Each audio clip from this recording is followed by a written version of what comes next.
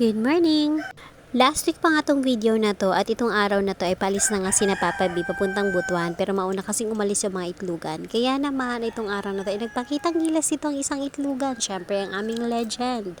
Dahil paalis na nga daw siya ay magpapakitang gilas muna siya sa akin. Chas! Pero lang, kami lang kasi ang kayang kumain ng mga gantong pagkain rito dahil sila lahat ay bawal. Yung iba naman ay talaga namang may allergy at ayaw talaga. Kaya naman itong itlugang to ay siya lang talagang kasundo ko sa mga gantong pagkain. May naglako nga pala nito dito sa amin at ang pinili niya nga ay medyo maliliit pero yung buhay pa talaga.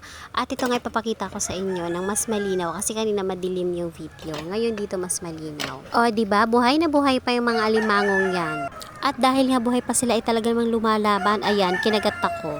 Brinash ko kasi yan sila ng isa-isa para matanggal yung mga putik at lumot sa kanilang katawan bago ko sila iluto. Kaya naman hindi ko na hinintay sila na manghina pa, niluto ko na kaagad, bahala kayo magkisi-kisi dyan sa kawali.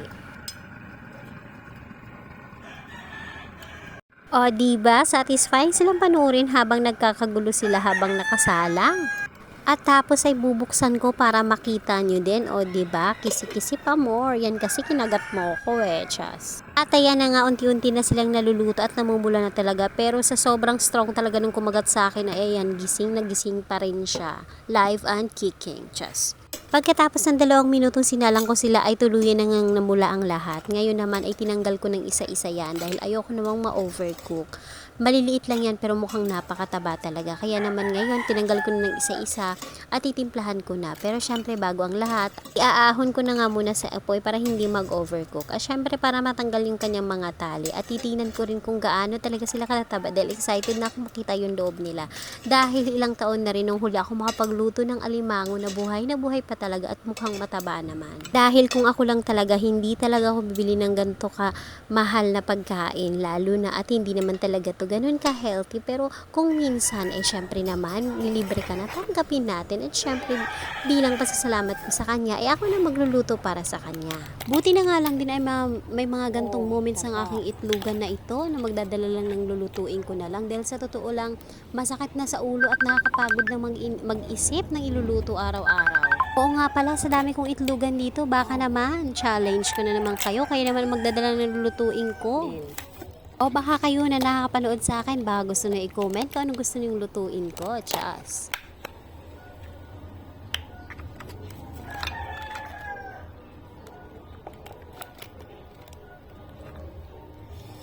Ah, init!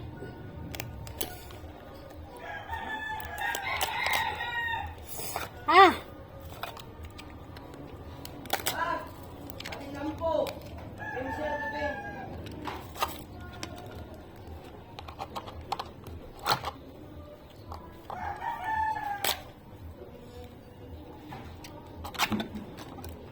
Ano yun? Shampoo tapos cream silk? Tambok? Oo. Ano yun mo? Shampoo tapos cream silk? Hindi. Confusing ah. Sabi ko ba? Tambok man. Ah. Tambrihan lang mo na eh. Eh, syempre, para manunod ang lasa. Ah, di. Paano manunod ang lasa kung hindi ko bubuksan? Dagko. Hindi niya para sa bulin na ano.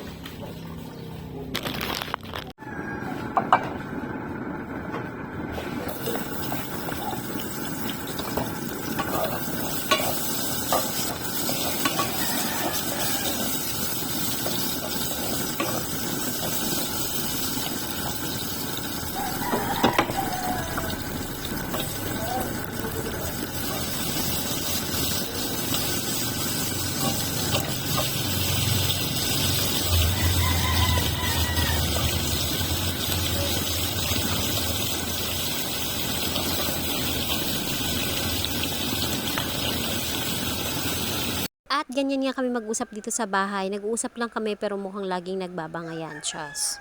So, balik ako dito sa niluluto ko. Nagpahanap ako ng gata pero wala talaga silang mabiling gata dito sa amin kahit na yung nakapouch siya na wala din talaga sila makita.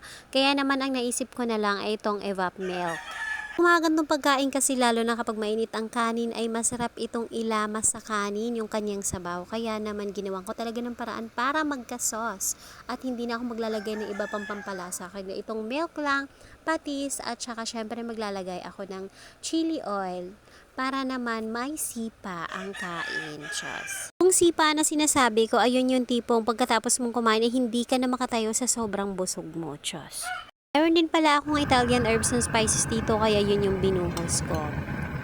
At ayan na nga, luto na siya at napakasarap at napakabango na talaga. Pati yung kapitbahay na natutulog ay lumabas para tingnan kung ano ang niluluto ko. Diyos. Pagkatapos nga namin mananghalian ay umalis naman kami ni Papa B para lakarin na kailangan naming lakarin. Gawa ng 1 week din siya o kaya makabuti ba ng 2 weeks siya sa Mindanao. Kaya naman ngayon pa lang ay naasikaso namin yung mga dapat lakarin.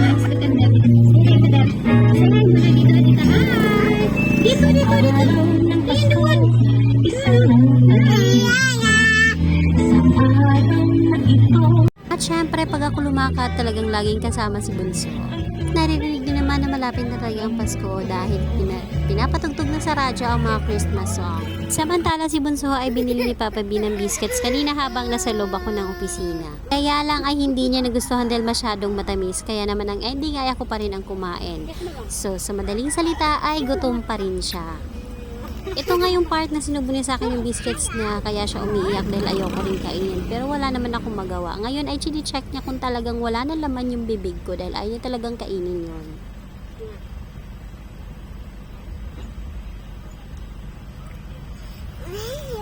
Look.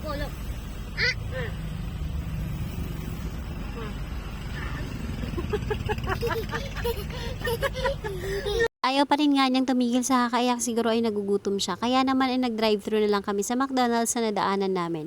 At ako naman ang ina na natuwa dahil nakaabot pa ako ng Crocs. Nung nagkaubusan nga to ay manatira pang 1 piraso para sa akin. Diyos.